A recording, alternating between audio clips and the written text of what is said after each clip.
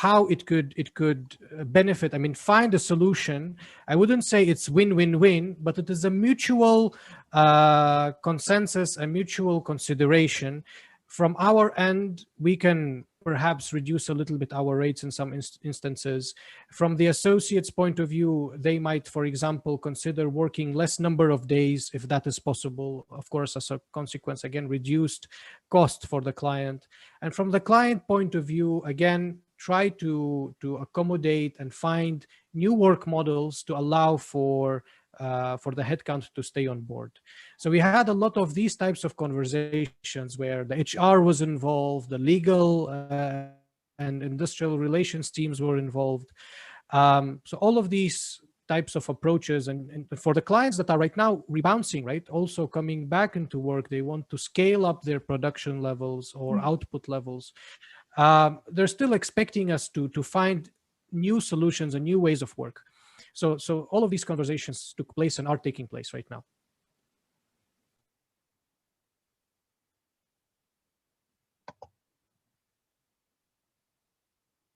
Does that answer you, Jeremy?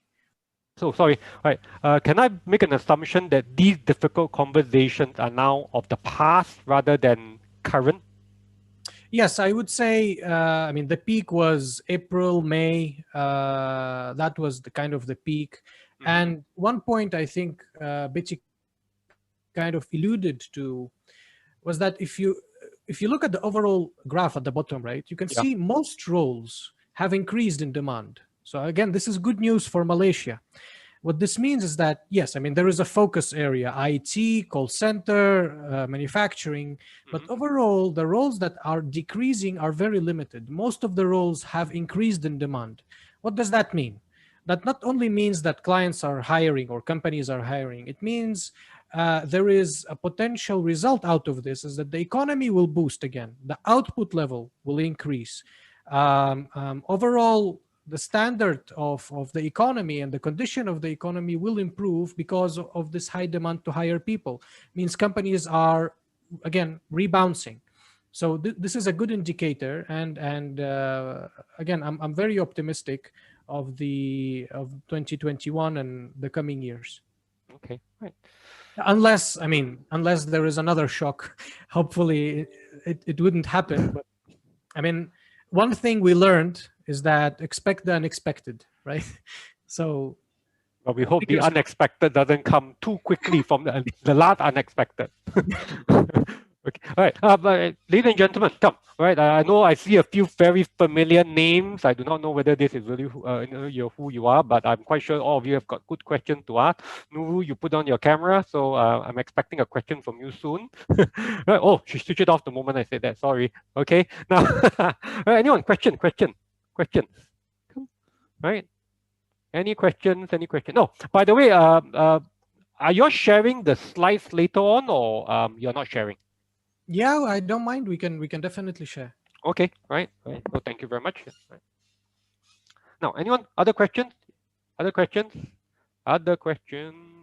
No? You sure? Everyone okay? Right? No question. Now, actually, I got one more. This relates to the first slide. Can you just go back to the first slide if you don't mind? The one with the stat, the 8%. Yes, this one. Okay. Okay. What the 8% that you're referring to are actually people who were retrenched or unemployed, right? I mean, yeah. These are. I mean, you have a global workforce. Okay. People employed. Okay, so you have 9%, huh? I mean, if I yeah, so it's 9% of people lost their jobs completely. Because based on my interaction with some of my clients, right, I know quite a few pretty large organizations did not retrench their staff, but what they did was, I think I can't remember the word that they used for it, but basically furlough. That's it, furlough. They actually furlough the staff. Any idea how big a percentage that may be? Yeah, not straight from the point, like out on the top, out of the just like that. I wouldn't want to give an indicative number. Yeah, I think this is something we can look back into. But yeah, again, you can imagine these are 9% of people. that completely lost their job. It's not a furlough situation. And what Betty was saying, and we'll also talk about this in the coming slides, the impact was basically on every single person. And even, I mean, one thing is, you're absolutely right to look at those people who were furloughed. Yep. And then another point is to look at the people who had to reduce the number of days that they work, and as a consequence, reduce their incomes. Yeah. This is again the benefit of the slide is that you can see here you have the consumer spending reduced 40 to 50%. This is not only because people want to save money, it's also because many people lost their jobs, they lost their income, they can't spend the money. Yeah. So that's the kind of, as Betty was saying, it's an end-to-end process. Everything impacts. It's a domino effect. Okay, right. So would be very interesting to know exactly how many were furloughed and absolutely. Absolutely. Yeah. But of course, that there's one reason why they were furloughed, because they don't want to be unemployed, or the stat don't want to be seen as unemployed anyway. So okay, good. All right. Any questions from the floor? Anyone? Questions? Please raise your hand so that I can see you. All right. All right. Yagesh has had his hand raised for a long time now. Okay. So anyone else? Anyone else? Anyone else? Anyone else? No questions? Okay. If there's no questions, right, let's continue. We've got about 67 people in the group, right? We hope that at the end of it, there will be a lot of questions, right? And I told the two of them here, okay, they should not only be the people answering. I'm quite sure there's a few experts here, or there are a few people here who are very good at whatever you're doing in your respective area, who can give us some insights on how everything is, okay? We are not out of the pandemic yet. We are getting there. We are getting there. So a lot of the stats are not accurate per se as yet, okay? But it's also a good time. It's also more optimistic than where we were 6 months ago, okay? Way more optimistic. So let's continue, Kashif, right? Since no one has raised their hand to ask any question. Oh, hold on. John. Hi, John. Right? John Lau from Han Consulting. Okay. Right. Reskilling seems to be a popular option, but how is it really to reskill the people? Yes, I was looking at all the new skills that you need. Okay. I'm an accountant by training. There seems to be no growth in my area except for whatever job that were there. But all this IT stuff, absolutely no idea. Susie is also shaking her head. No idea. Okay. So how is it to reskill? Talk to Jeremy. He has an academy. He threw it back to me. No. The point is, let's go back to here. Okay. You're the person who was asking, John, right? Yeah, John. Yeah, John. So, yes, although you can see there is increased demand in these skill sets, right? The IT skill sets. If you're in accounting and you're in finance, there is a high demand. Yes, it's not growing, granted, but there is a high demand for finance and accounting people. So that's particularly good for you. But if we talk about generally, I think, this is the $1 million or maybe $1 billion question, that how do we adjust to the market dynamics right now? And this was even prior to COVID. There is this always upskilling, reskilling, all of that stuff. I don't think we really have a choice as individuals, except to be prepared that we will have to, because again of the fourth industrial revolution, because things are changing so rapidly, we are living through a really serious period of change. And when there is such a period of change, the best thing you can do, and you can do yourself a favor, is to be quickly to adapt. There is no option for us. We had no option when the pandemic started, but to adapt and use Zoom, use Teams, use WebEx.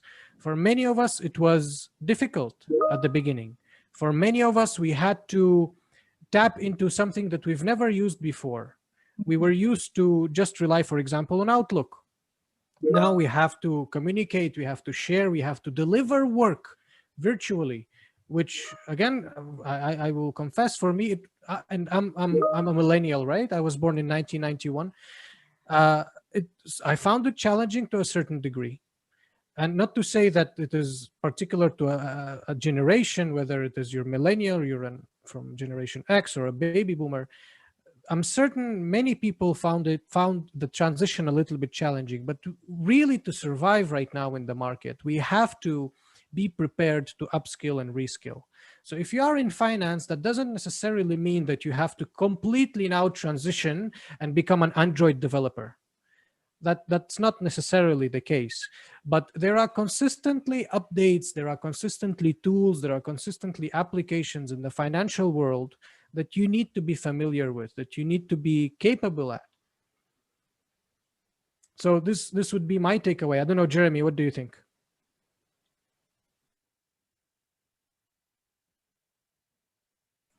Or Betty as well. Betty, what's your take?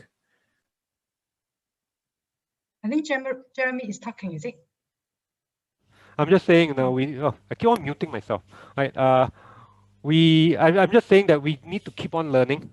It has not stopped, right? I mean, over the pandemic, I picked up a few things along the way, right? But one thing I must say, I really don't have the patience for programming, right? But other things I picked up along the way, right? I even do my own videos now, and I can edit stuff and things that I thought I would never do, but I'm doing it now, and it's quite enjoyable. So I think these are kind of things that we should do, and everything to do with Facebook, you need to learn, because that's part of marketing, right? Something that I never quite liked before, but it's a push factor. So the pandemic was a push factor, right, to do this. Did I know I had to do this? I probably did, and I was very well aware of it, but was I willing to do it? No, too lazy to do it, because the old method works, but now it's like you have to do it. So yeah, the push factor. Yeah. No choice. I think we have to do it. You have to, adapt is on the reality right now. I think is on top to add, right? Some of my comments is talk a little bit about myself. Let's say just Kashif mentioned his age, or you're still very young. Let's say my age is already old. I think it's not only us. Even for children, for kids also the same. You can see last year, I have a daughter. She went to school only for 114 days only, okay? From physical day to day until right now, what they have to learn, they use online class every day. And also one thing, just share a little bit interesting, is they have to do it, no choice. Teacher will send the link for the Google Meet for the class, because she doesn't have the phone. And then I'm busy in work, I work from home. So she doesn't want to disturb me every day. So how she get the link? So I think if you all use the WhatsApp, right? Just share a little bit. You can use the WhatsApp in your PC. So she go to her PC, log in my WhatsApp web to take the message, to take the link. She said, "Mommy, you continue work. I will do it myself." This is how the kids right now, they have to adapt the things, because it's the reality right now. Everyone have to change. Yeah. So we at ManpowerGroup, we say, because of this, again, unpredictable, for the lack of a better word, uncertain future, the best skill you can have is learnability, right? The ability to learn quickly. Okay. Some things you will learn might not be useful. Some things you will learn will be useful, right? And Steve Jobs was his famous speech. He was saying, at some point in your lifetime, you will connect the dots of your past. Things that you learned at that point didn't make sense, but then at some point in the future, they will connect and form a proper picture. Okay, right. Thank you. Anyone? Right, Susie, thank you very much for sharing. Right, this is where the ability to stay agile comes in, of course. In-time learning, wow, that's a new word. In-time learning, just in-time learning, okay, and in-time collaboration with the right people and complement each other. Right, that requires us to face the brutal truth, which is acknowledging what I'm good at and also what I'm not good at, right, and need help in terms of collaboration, partnership, and so on and so forth. Okay, and I think this whole pandemic actually highlighted a lot of things. Right? In a way, the world had gone closer because we all faced the same crisis together. Right? But in a way, also, I think the world is going to become a bit more divided in many ways, right? And I think this is what Kashif will be sharing a little bit more, because Like it or not, I've been talking about the digital divide. It's going to get wider and wider, and I hope you share with us some thoughts on this. Okay, so I'm going to let you continue with this, and we will have another Q&A at the back.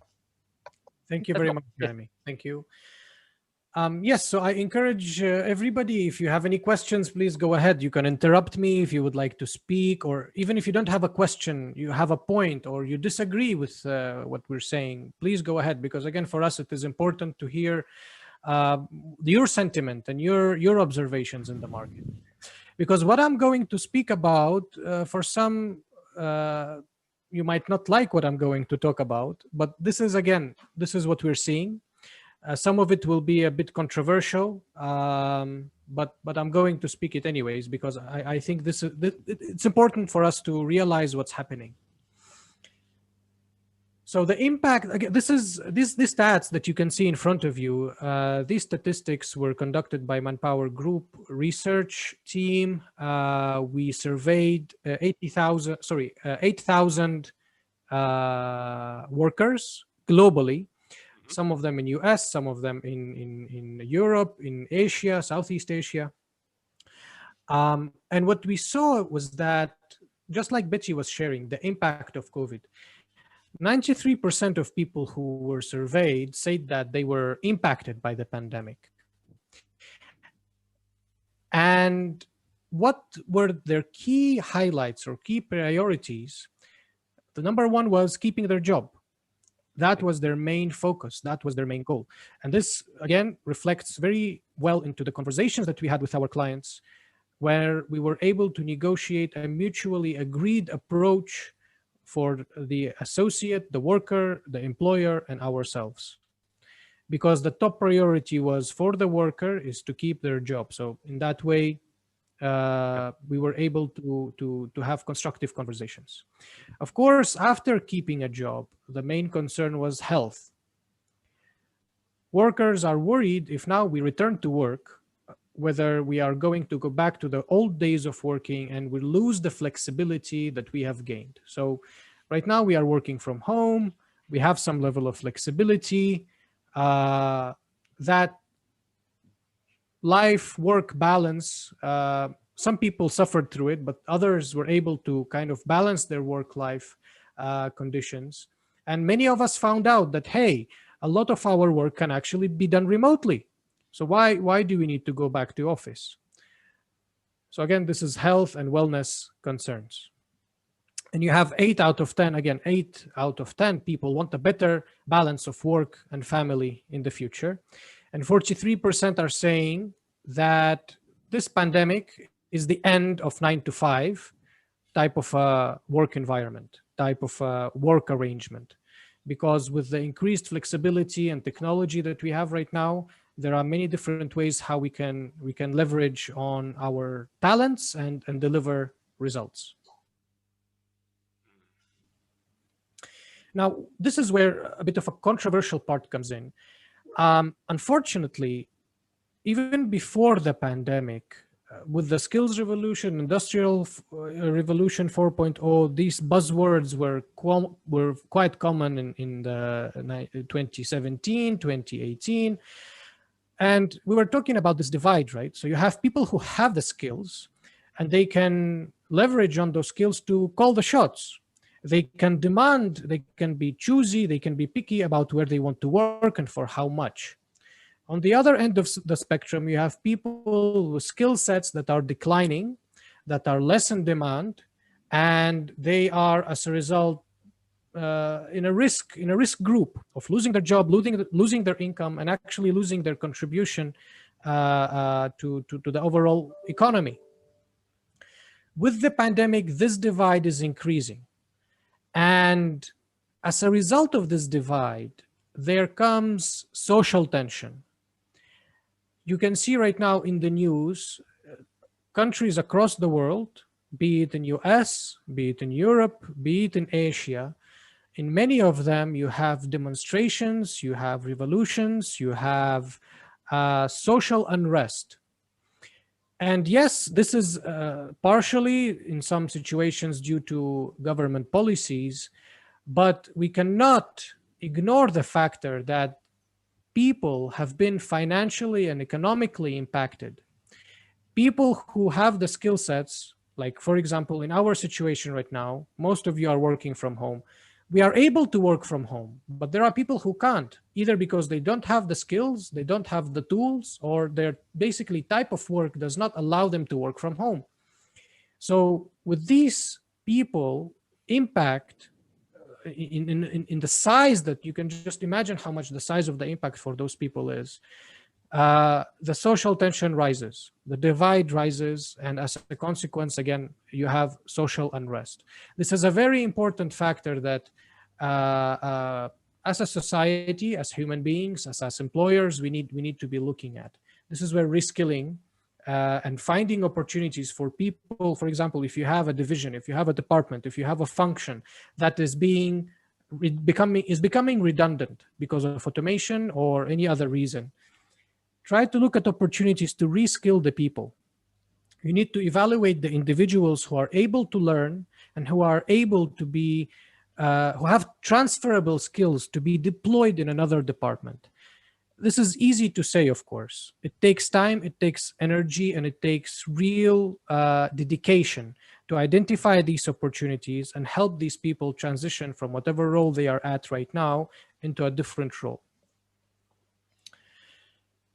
Now, moving through the year, close to Q3 and Q4, we evaluated and conducted a survey with over 20,000 or 26,000 of employers.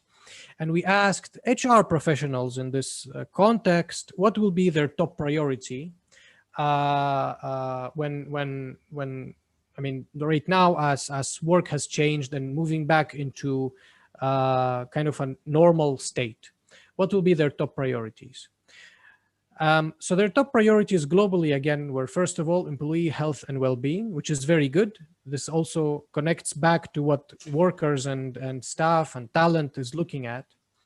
The second point was 37% of them said that new work models, looking into new flexible work models, upskilling and reskilling, becoming more data-driven, leadership development and management development. Of course, this is a very important element for HR leaders, for talent leaders, because there is no doubt that when you have a conversation face-to-face with people, is a totally different ballgame when you have them over a Teams, over a screen, over a Zoom call. It requires a different approach to leadership, and employees expect that from their leaders. And of course, you can see the point that number 6, or a priority, which is diversity, equity, and inclusion. Again, this comes back to, first of all, we have a multi-generational workforce right now. We have Gen Zs coming into the workforce. We have people from diverse cultures and backgrounds. We have to address, actually mention one of the questions Jeremy asked was how we helped our clients. In many situations where clients required foreign talent with foreign language skills or niche IT talent that they were unable to find in Malaysia, previously, before the pandemic, we were able to hire them and bring them to the country, right? But now what you have is these individuals, we were able to facilitate their hiring remotely. They will be hired on a freelance basis from their home country and support the client from their home country. But this brings a lot of challenges again, because you will have an X percentage of your workforce within the country, another percentage of your workforce outside the country, and all of them needs to be managed remotely. So how do you balance that inclusion? How do you communicate company culture? How do you build an inclusive environment for everybody, whether it's people who are inside the country, outside the country, working on-site, off-site? All of this comes into big consideration for HR professionals. Yeah. Now, I think this is almost the last point. So how can we make the next normal better? And these are some observations or some of the considerations that you can take coming back into, not right now, thankfully, we have the vaccine, and hopefully we'll kind of come back into the new state. So when we're going back to work as HR leaders, talent leaders, managers, ask yourself, do we really have to return? I don't want to say like, do we really have to return? Yes, we're going to return, but in what way are we returning? Are we returning exactly to the same things that were before COVID in terms of work environment, in terms of work structure? Or we can reconsider some of the processes and get learnings and lessons from the pandemic to increase our productivity, increase our output, and allow that flexibility which we just saw workers are expecting. Workers are saying that, hey, this is the end of 9 to 5.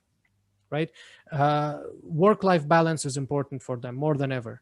So we need to reconsider how we are coming back to work and not just simply reestablish what was pre-COVID. Skills are evolving, so we need to prepare for that reality. We've just spoke about that for quite extensively. Flexibility and balance for many, not the few. So to give you an example, in ManpowerGroup Malaysia, our leadership made a decision, regardless of COVID, whether it ends, when does it end, our work environment, our work structure, starting from back when we were in July, right? We were allowed to come back to the office. Back then, there was a policy set that, hey, regardless of COVID, we will be divided into 2 teams. The whole company will be divided into 2 teams. 1 week, one team will work from the office. The next week, that team will work from home. This applies to all our staff, regardless of their level of seniority, and this is regardless of the pandemic. So it's a benefit for the staff we're giving to them. 1 week from home, 1 week from the office. Physical and emotional well-being. This is as important for talent, for individual contributors, as important for leaders as well. So this is an important consideration for companies as a whole to provide physical and emotional well-being venues for the people. Building resilience in people and organization. So building that trust, listening to people, getting that feedback loop. So for us, again, in ManpowerGroup, we had, I can't even count how many surveys and questions and conversations we had locally with our HR and globally with our people team to provide them with feedback of what we feel, how is our life going, what levels of stress are we dealing with. That feedback loop allowed the company, again, to adopt some policies, adopt some changes to the type of work that we're having. So that conversation was very, very important. Now, coming to some of the ways that we can help, generally what we do, and we adopt our solutions to our clients in 4 categories. We call them 4 Bs: build, buy, borrow, bridge. So building is where we develop talent internally for the companies, reskilling and upskilling. Buy is where we provide our clients with opportunities to recruit people on a permanent basis. So we identify the need for the client, we understand what are their requirements and changes that they're going through, and help them to find permanent placements. Borrow is a solution where you take people for a period of time, and basically they're under our contract, they're under our employment, either on a temporary short period basis, or it could be 1-year contract basis. And then bridge is essentially when you evaluate the people and understand their aptitudes, understand their capabilities to be positioned in a new department and excel their leadership development to move from as an individual contributor to a leadership position. So this is kind of marks the end of my part, and I'm happy to hear questions, and I think we'll open the floor right now to the Q&A part. Yep. All right, thank you, Kashif. Do you mind if we just go back to the, I think 2 slides before this, right? Yeah, one more before this. Yeah, no, one more before this even. You went to okay, right? Now, I mean, I've got a question here. I mean, something that came to my mind as you were showing this, and this is really for everybody. I think, yeah, a lot of us in HR would have that issue of people losing that flexibility. I mean, I'm sorry, it did not occur to me that, when we go back to the office and we say, hey, everyone, let's go back to the office. There's got to be some individual who says, I actually like working from home. I actually like the flexibility. I like the 9 to 5. I like the fact that I'm going to see my kids. I don't need to drive 3 hours to work or not back and fro. That flexibility will be gone, right, for some people. I mean, some will love it, but I'm quite sure the majority of us, once we really get back into the 9 to 5 grind, we will go, really, do we want this all over again? Okay, that is going to be a little bit of a headache for many, many of us. So my thing is, any suggestion how we can handle this? I mean, you have mentioned that you all do discussions and things. Is there any other way of handling this? Right, Ellie, can you please mute? Right, there's a lot of music. No, can you please mute? Okay, I'm gonna mute them. Okay, let's go. Sorry. All right. Thank you. No worries, Jeremy. Thank you. Very, very good question. And you can see the statistic here. It's polarizing, right? You don't have a majority, so to speak. You have people, again, this is 8,000 workers globally. But I highly recommend that for the HR leaders and talent leaders that we have on this call is to run a survey, anonymous survey, and see what is the percentage of what people are expecting in your particular organization. Do they want to, do they prefer to work from home? Do they prefer to work from the office? What is their preference? And that will give you insight. Eventually, the ultimate objective is for a person, not as a company, it's not to bring them work 9 to 5. Right? This is not why we employ people, to just make sure they come on 9 and leave at 5. Eventually, we're looking at output. Eventually, we're looking at results. So definitely for us, the pandemic allowed us to look at different roles and evaluate the output of the individuals, develop new mechanisms, new measurement tools to look at the output level, rather than did you clock in at 9, did you clock out at 5? And I think one of the speakers, CY Lau here, said this very early on. Now, if we go on that model, are there really a lot of ways to ensure that productivity is maintained? I mean, honestly, I mean, you mentioned it. We don't want our people to become machines from 9 to 5. What we want is to look at the output. But can we really measure the output properly when they are not seen, not heard? And some of them may say, hey, Malaysians lah, can ah. Well, listen, I'm working in Malaysia. I'm working in Malaysia. To give you an example, and Betty, I think you can definitely contribute a lot here. Yeah. Betty is in charge of Business Solutions and Innovations Department. So it's a fancy way to say the sales, account management, and marketing. And you can imagine how much important it is for her to see people face to face. Her sales staff, her account management talent, to talk to them face to face, see them grinding, see them going, see them coming, and monitor all that. The pandemic allowed us to have an opportunity, again, develop tools to monitor the activity levels in terms of conversations with clients, in terms of proposals sent to clients. It allowed actually to adopt a lot of the tools that we had already, but we didn't leverage on. I mean, as a global organization, we had tools in place, but we didn't use them to the full extent. By using these tools, we were able to track the performance and eventually monitor the output.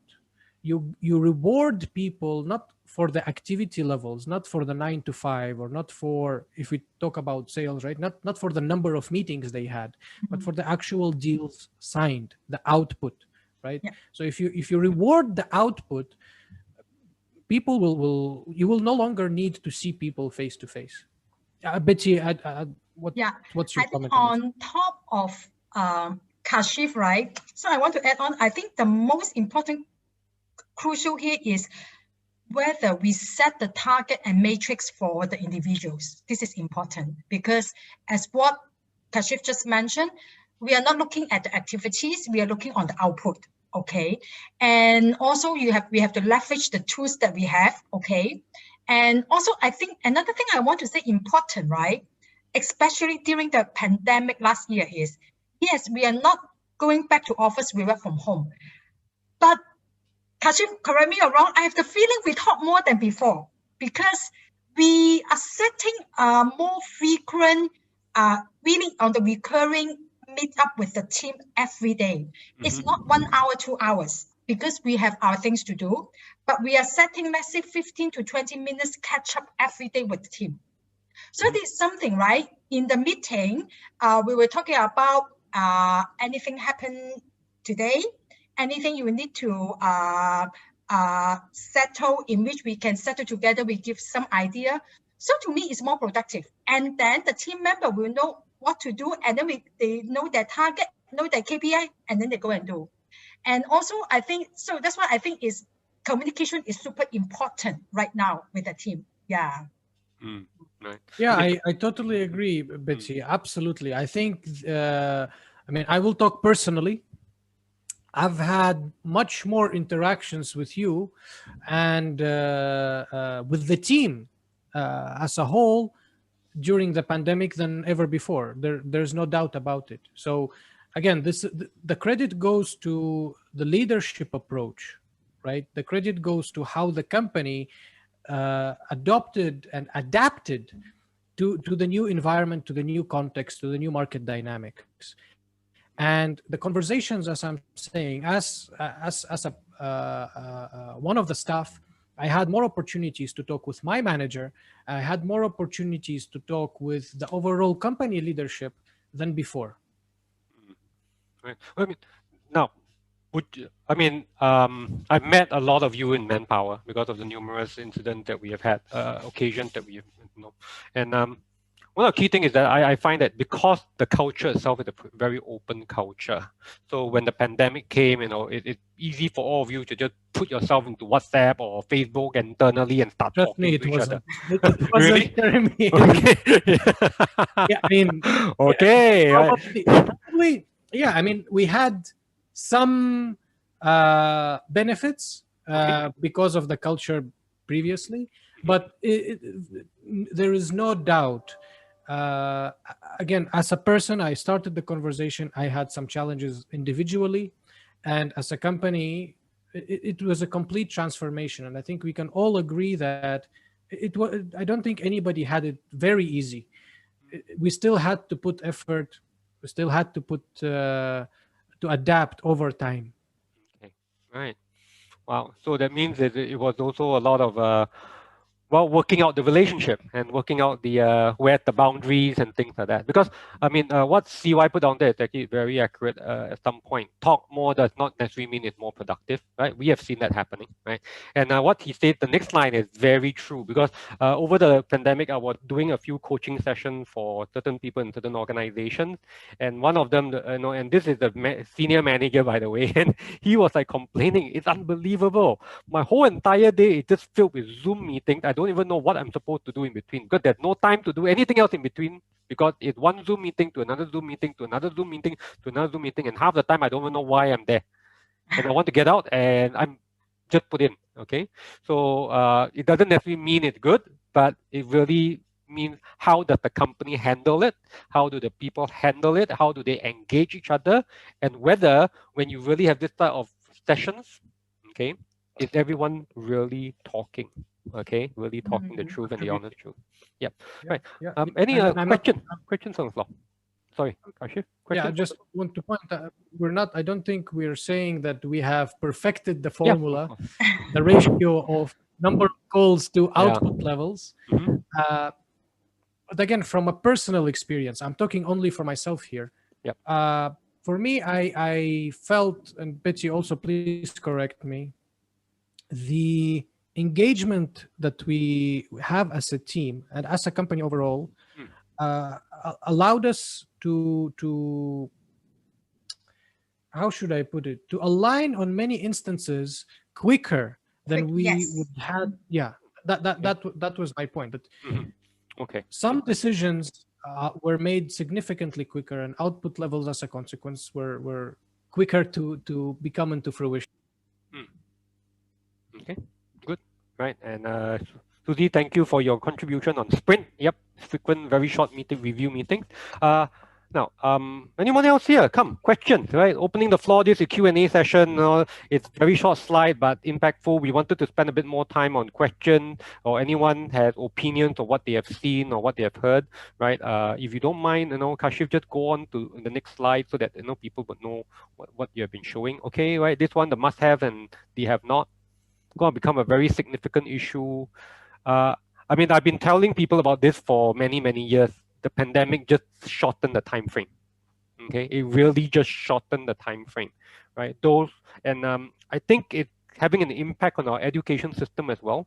You really see what is totally not relevant in the next few years. I mean, it's so obvious that if you don't have certain skill sets, or if you're not learning certain skill sets now, by the time you come out to work, right, or you get a job, or even anything in life, to be exact, not even a job per se, right? If you don't have this certain skill set, you will find that you are left behind.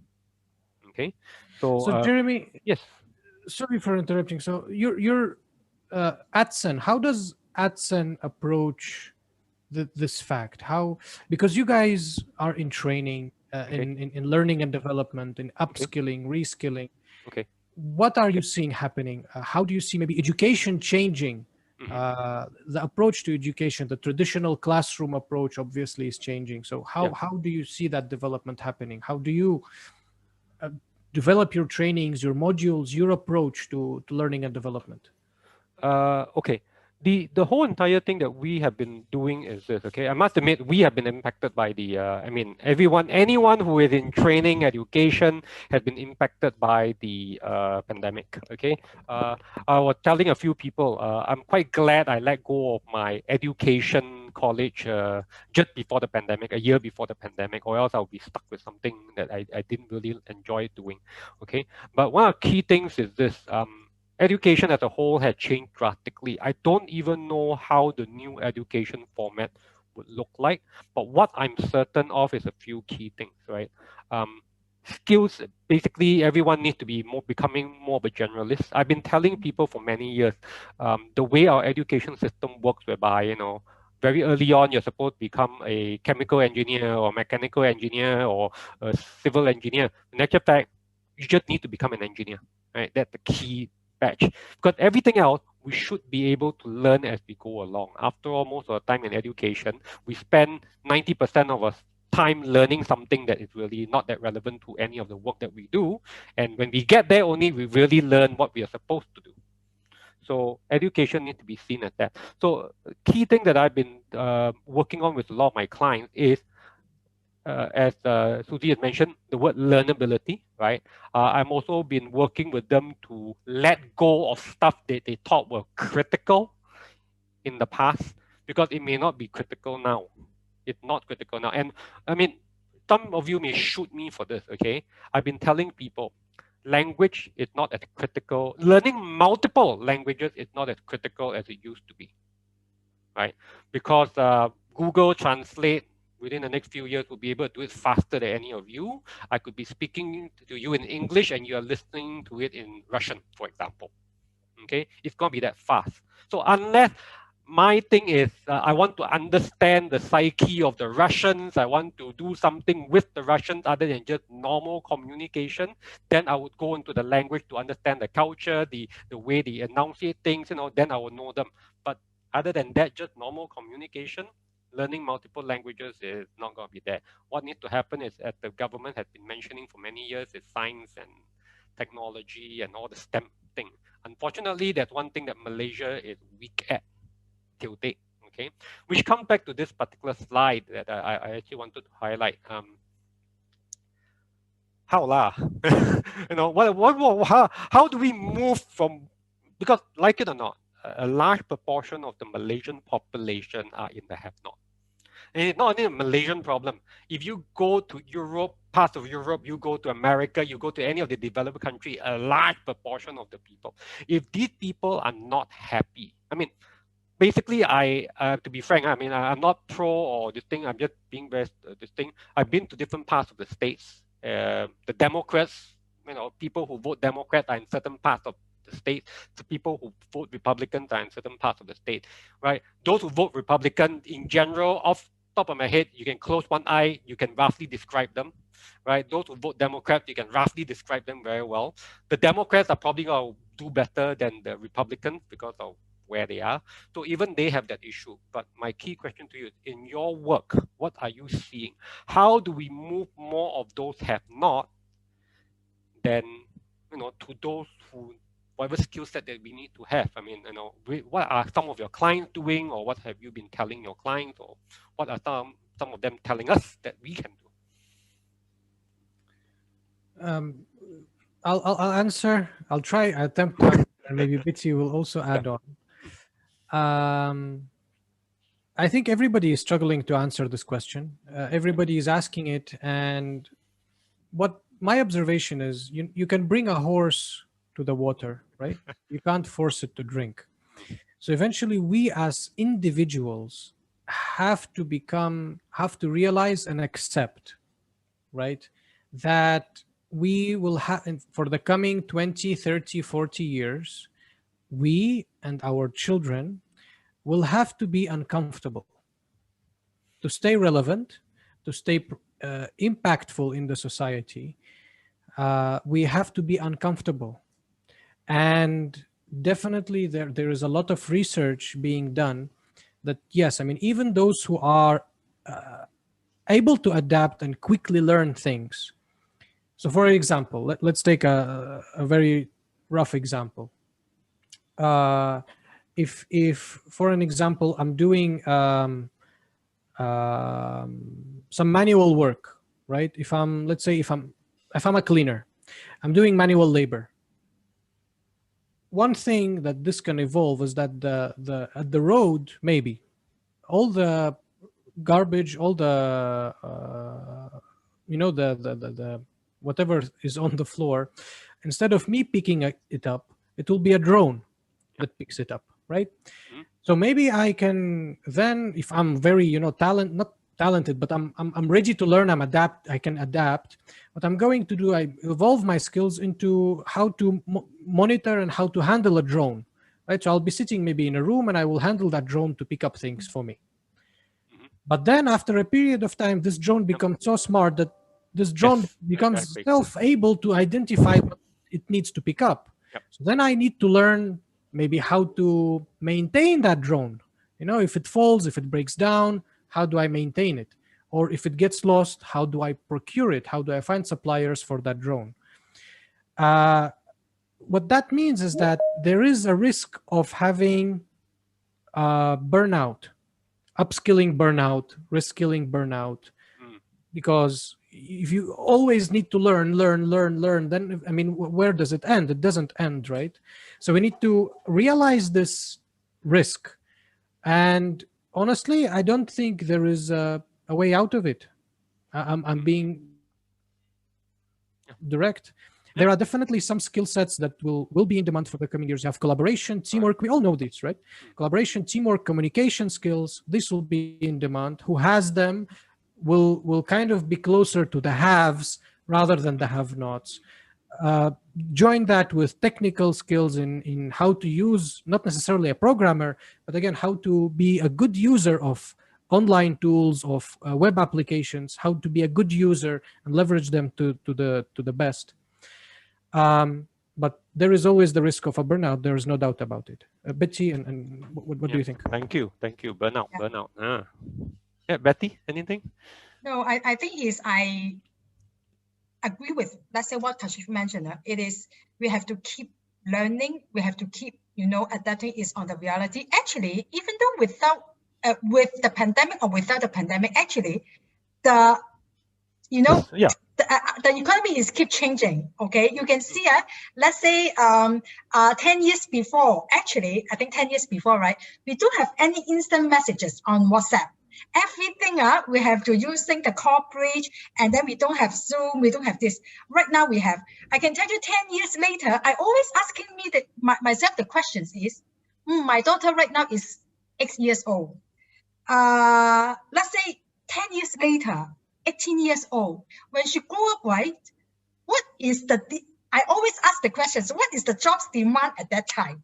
Okay, what should she study? Okay, I can tell you, I read a lot of books and also study, right? It's keep changing. Even though right now maybe they will mention, right? Okay, we don't have let's say as what Kashif mentioned right now, right? Oh, maybe the cleaning part. We will have the Android, we have the we will have the robot to do it. But there will be other skills will be coming up. We need human to do. But to me, no matter what, the most important thing is the interaction will not be missing. It will be continued. Interaction is important. Human interaction to me. Yeah. Okay, human interaction.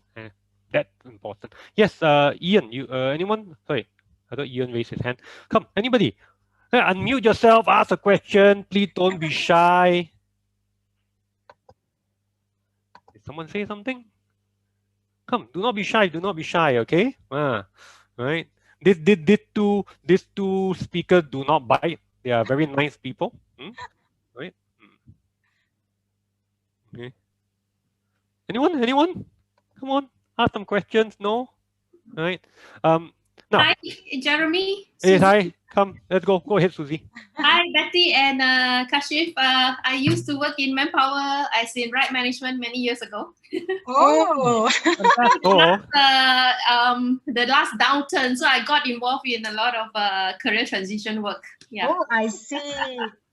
So yeah, on the questions on the future of work, how do we continue to grow, stay agile and stuff like that. One of the key thing that the top organization, and I had privilege of working with some of them, and also one of a leader who are very well known in the financial industry, like the Citibank and the DBS. They are actually very well known for their being the most innovative banks. Yeah, Citibank like probably 2-3 decades ago, and of course DBS the last decades in digital transformation. MIT and Harvard quote them a lot. McKinsey quote them a lot. Now, one of the key thing I noticed what they did well to stay on top of the game, through the different decades, is that they actually get their employees involved. Now, there are two key things that they do. When they are going through transformation, one of the things is that they ensure all the employees learn a certain framework and think a certain way. Okay. For example, when I was in Citibank, that was almost 15, 18 years ago. Yes, we know you're old. I was just waiting to say that. Okay. Okay. Yes. Jeremy, we are about the same, Okay. Yeah. So one of the thing is every employee who joined the company, they will go through. I mean, these are old time, right? They will go through basic TQM and basic Six Sigma training, which give them a framework of how to look at problems, how to look for data, and come up with solution and all those stuff, yeah. And DBS, what Piyush Gupta did now is, in the past decades, is he also put the employees to go through the customer journey mapping, which is also another model of looking at defining problems, finding where's the root cause and stuff like that. Okay. Now that's number one thing that they do across the entire organization. Even as secretary, they can go through those programs, and it's highly encouraged. The second thing is that they have a projects team. And you can be a secretary, you can be somebody low level, high level, it doesn't matter, and you can be part of projects team. Yeah, there will be call for projects, call for volunteers. Yeah, on top of their job, the employees volunteer themselves to be in projects team, and they get to work with colleagues from different departments and different functions. And the more projects they got involved, it actually expands their mind, right? Like what Jeremy said, the future of work and life, what will make us relevant is two things. One, we need to have an understanding of the ecosystem, what we do, how we impact each other. So this whole well-rounded picture of how things work. And at the same time, we also need to specialize in one area that we are really good at. Yeah, compared to before the pandemic and the digital and the 4.0, whatever, it was all about specialization, you know, certifications after certification of your area of specialists, but lack of that big picture, you know, all-rounded thinking. Yeah, so many organizations also ask me this question, like, Suzu, you know, what can we do to make our people more agile now? Yes, we can have training or whatever, but nothing beats really getting down, be in projects, solving problems together, yeah, working with teams from different functions and different field. And it really challenges the way how they used to think, you know, they begin to realize that, oh my God, I've been sales all this while, I didn't know your operation, you face these problems, I understand you, and I work with you to solve problems together, for example. Okay, yeah, so that is a very powerful way, and that's why these two banks continue to become, you know, very innovative. Yeah, that's how it is. So just one point to make sure I understand it and put it in a nutshell. Basically, they were teaching a framework or a way of thinking rather than a particular skill, right? It's again, it's as you've mentioned, framework, method of doing things, which can be applied in different settings. Yes. Right. Yes. Your framework can be now. Of course, the more popular framework is like your agile, right? Yeah, either customer mapping or agile. Yeah. The key thing is, everyone in the organization use one single framework rather than have a lot of framework. But actually, at the end of the day, framework are saying the same thing, like use different terms. You know what I mean? So use one and keep it simple, keep it light. But then they grow in application when they are in projects and solving problems on the ground, or what you call it, transforming as the digital and is transforming processes. Yeah. Right. Thank you very much. Right. Anyone? Any other questions? Any other questions? Come, ask us. We are coming to the half an hour. I'm quite sure the two of them don't mind staying back a little bit. But that means also some of you've got questions to ask or you got comments. Please do ask. Right? Don't be shy. Don't be shy. Okay. It's not often that we get a group of people here. Right. I see a few friends down here. Right. Ladies and gentlemen, why don't you ask a few questions? Anything that you may have. Anything that you may have? All right, come on. Any questions? I'm not seeing anyone. Okay.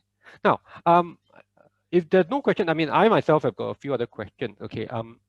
Now this is something that is real.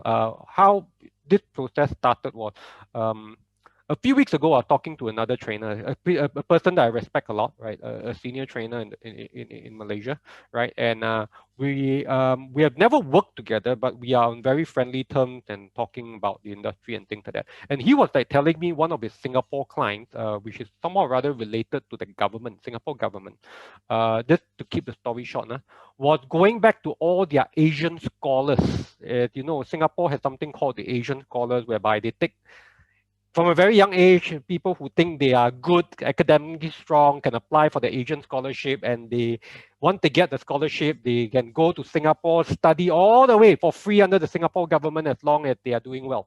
Okay, and at the end of the day, they'll probably graduate from a Singapore university like NUS or one of the other top few, and then they'll probably work in Singapore for a few years, and after that, most of them do go back home to contribute to the respective country. So we are talking people like Vietnam. In Malaysia used to send a lot of people there, right?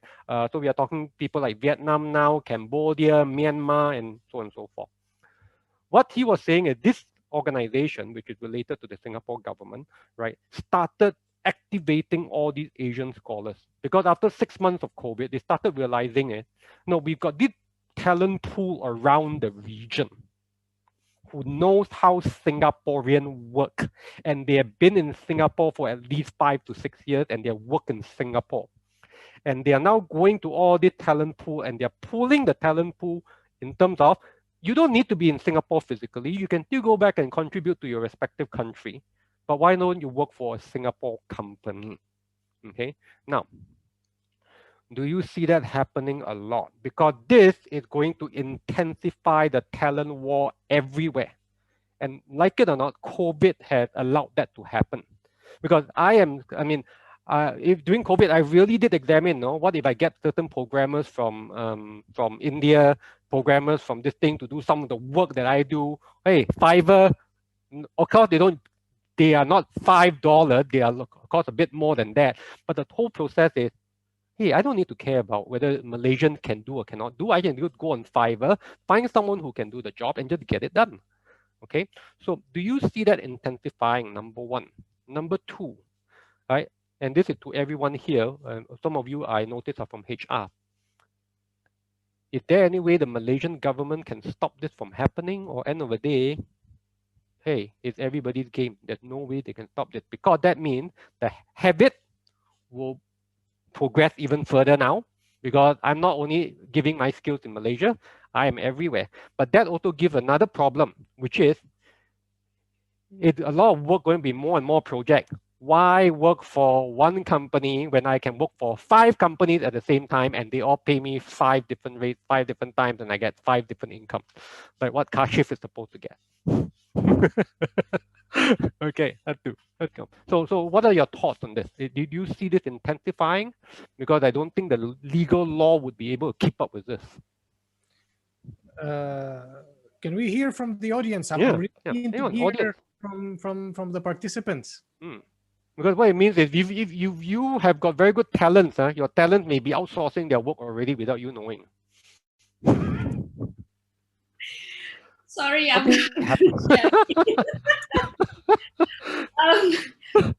wrote this in my book. Oh, okay. Hey, can you promote your book a little bit? Human Touch 4.0, right? Coming out when? Yes.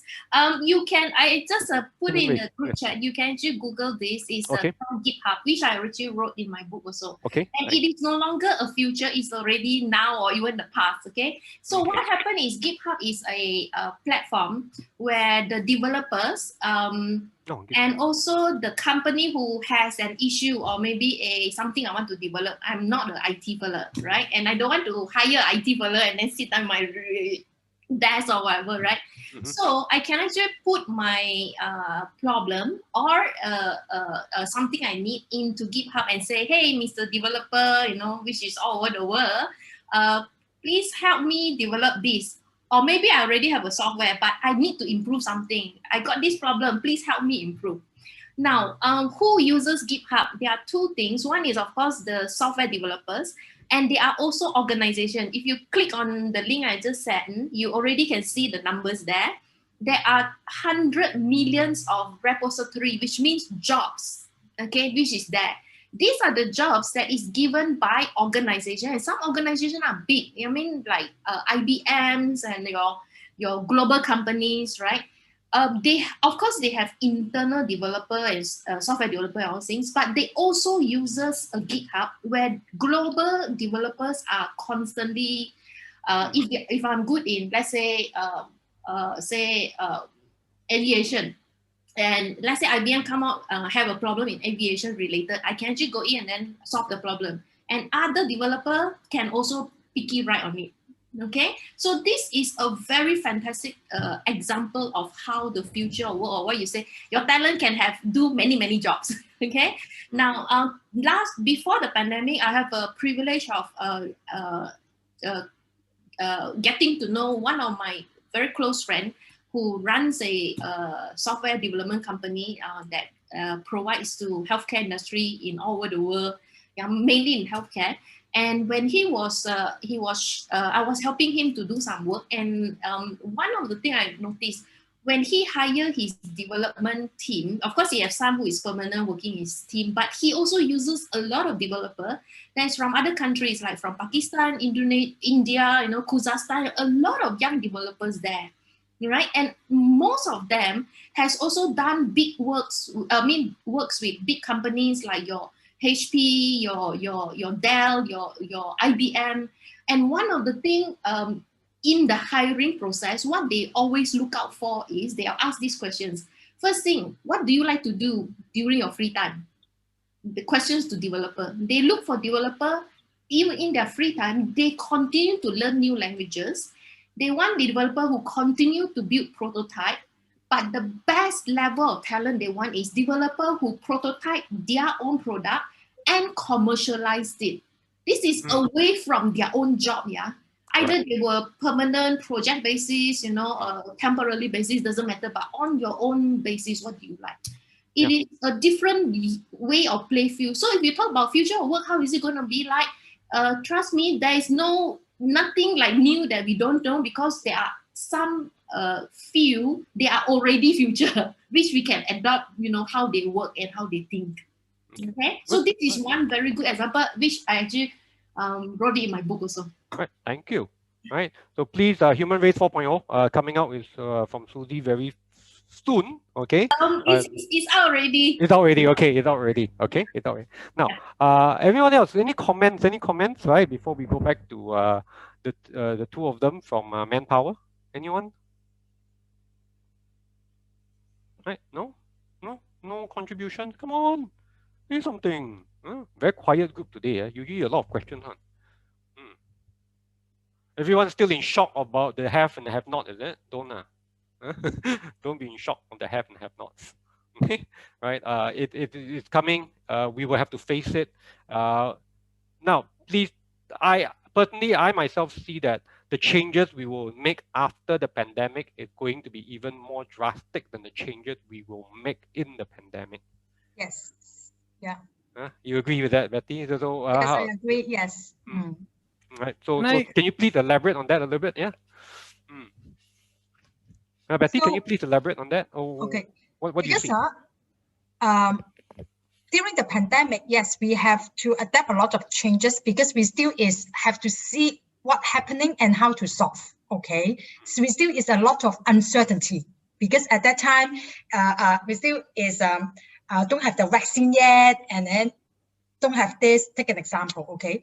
But why I agree that after the pandemic, right? I mean, is even more big changes on that is because I can tell you totally the whole globally, the economy will change the whole dynamic, not only for work, even to your personal lives. Correct. Yeah, okay. You will not change. Can I take an example? Let's say now we take an example on going for holidays. Okay, we go to cruise. Okay, so I like to go to ship for cruise. Okay, so I went there before a pandemic. One ship can accommodate for 5,000 people. Okay, so right now after the pandemic, right, you can do a lot of the changes. For example, you can only accommodate 50% to 70% maximum. Your fire drill will change dramatically. There is no fire drill. You only have the fire drill in the room. And then you have to go and sign that you already taken. For example, buffet style, no more already. We do all a la carte, okay? And then if you go for the, let's say we go to the port, right? If you go for walking around, you cannot. You have to follow the tour that assigned by the ship. Otherwise, you have to stay in the ship. So it's just an example. You have to change not only on the work, it's on personal life. Okay, and then take an example. I can tell you, even though after our pandemic, the most easier thing that we can see on the change is, no matter what, going forward, these 5-6 years, right? At least you have to wear the mask when you go out. It will not change. Yeah. We have to adapt this. And what else I can say the change it is, I think is not only for us, I think for the kids also, because they have definitely changed their learning already. Correct. Yeah, this is, I think one thing is still uncertainty is, big impact is, yes, you can change to adapt, let's say learning, you can from physical to e-learning. But one thing is still haven't sorted out, right? We have to see how to solve after the pandemic is those activities.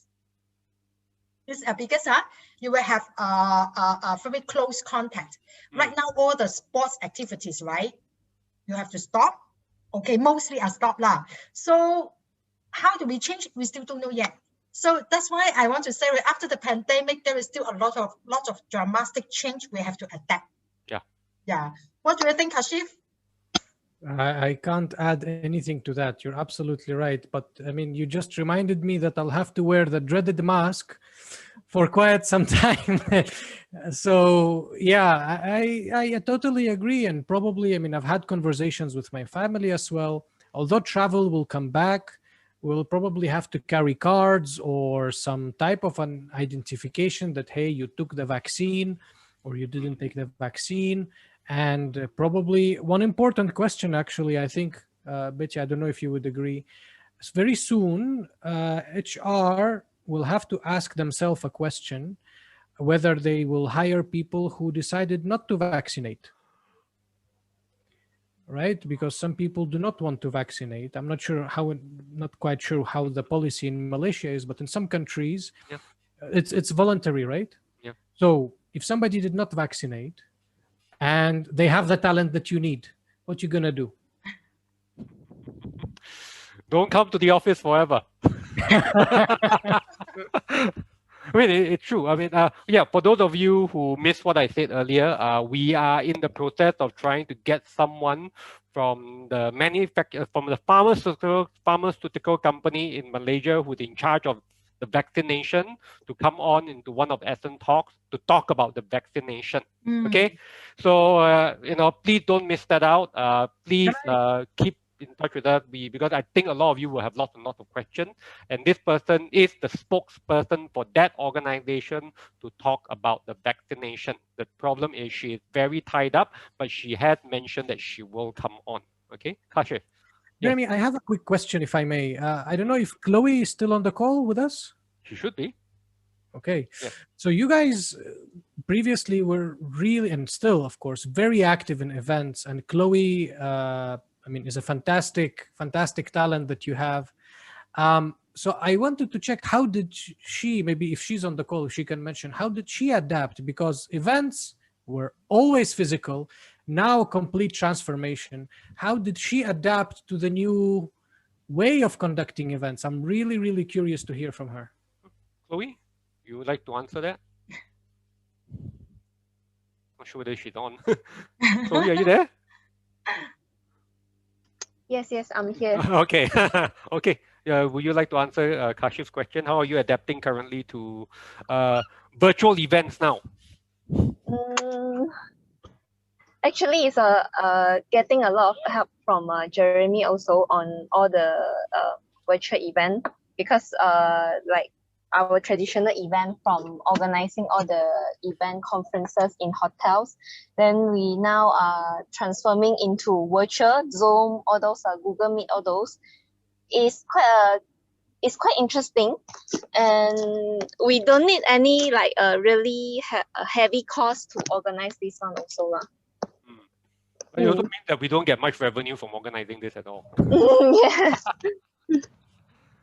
I must admit, she and myself in the early days, we were thinking of bigger virtual events, but at the rate that everyone was going on and the number of people doing that, ultimately within about a month, we shelved the whole idea and said, forget it, we're not doing any of this, because there's no point, because there's no way of monetizing it without spending a whole lot of money.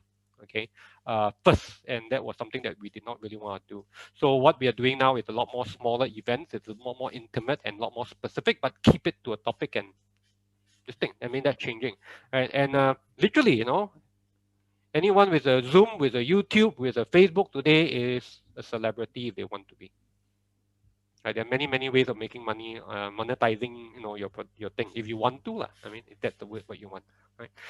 I've got a thing that I also wanted to check with all of you before we go. Okay.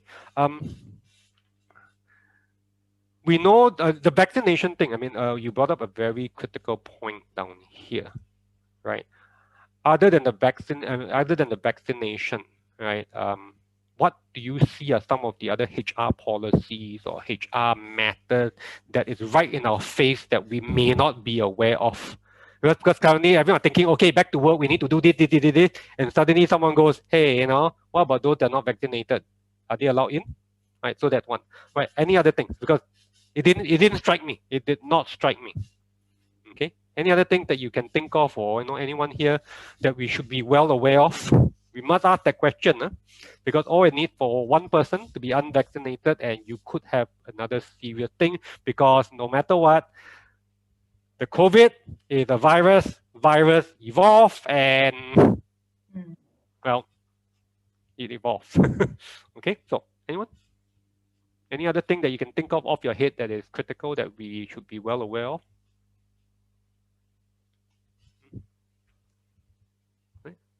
Betty, Kashif, anything? Yeah. So what I think, apart from the vaccine, right, I think is on those the testing tests. Take an example, antigen tests, all those the COVID tests, because I can share with you, it is for some of our clients, actually, especially the manufacturing industry lah. So they already is implemented during this time. It is they will do the antigen test every week, because make sure the workers, the operators, they are free of the, you know, they are testing negative. Okay. But if you ask me, it's a good question, Jeremy. If let's say for those for us, we are go back to office. I think for HR, we also need to think about one thing is on, do we need to do the test? How frequent we need to do the test?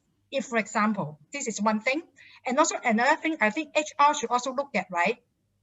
Should review the company, the employees' medical insurance. This is one thing.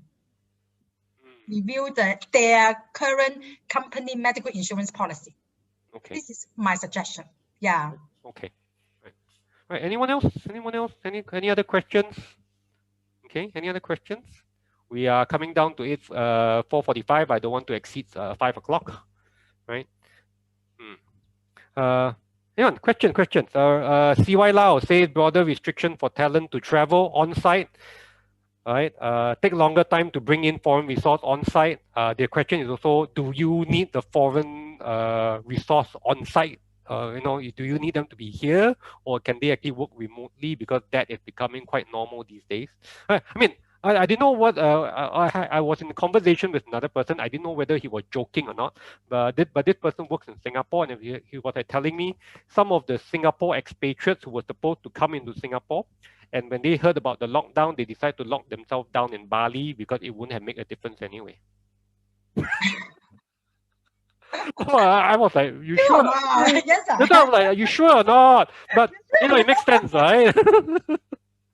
It wouldn't have made a difference anyway. You know? So decide to go on a lockdown in Bali instead. Right? That was, they were in Bali from the beginning, or they quickly grabbed a plane and go to Bali. Yeah, I was told, you know, some of them quickly That's went off to smart. Bali and stayed and all. Yeah, I mean, and you know, Indonesia did not have a lockdown per se. So they know they could have traveled a little bit easier, whereby Singapore and Malaysia had a lockdown. Okay, so I'm not sure whether they're back in Singapore, but you know, after so many months, you probably get used to certain things. I mean, but yeah, of I'm course, sure not all jobs are like that. they benefited from lower rates on hotel, on rents, on everything. That's why when I started asking him a little bit more, he said one of the justifications they gave was, hey, you know, company in Singapore, or you know, the multinational, you can save on my housing allowances. I don't need to claim so much, so you can take it back, but put me in Bali. I would like that. Hey, put me in Bali. Right? Okay. The other thing that one last thing I just want to say, I do see a big change in everything happening, because what Betty says is true. There will be major changes. And one of the things I've been telling a lot of my participants, imagine we only need to go back to work per se. That means if you're living in KL, you used to go to the office 5 days a week. Imagine your company permanently says now, hey, you know, you only need to go to the office twice a week. My big question to you is, after a year or two, would you actually move out of the city to a bigger place, more land, you know, more, you know, you get the greenery rather than live 15 stories up in an apartment and all you do is that small space. And you know that you don't need to be there because you're only going to work twice a week. So I think a lot of us need to think about that perspective as well.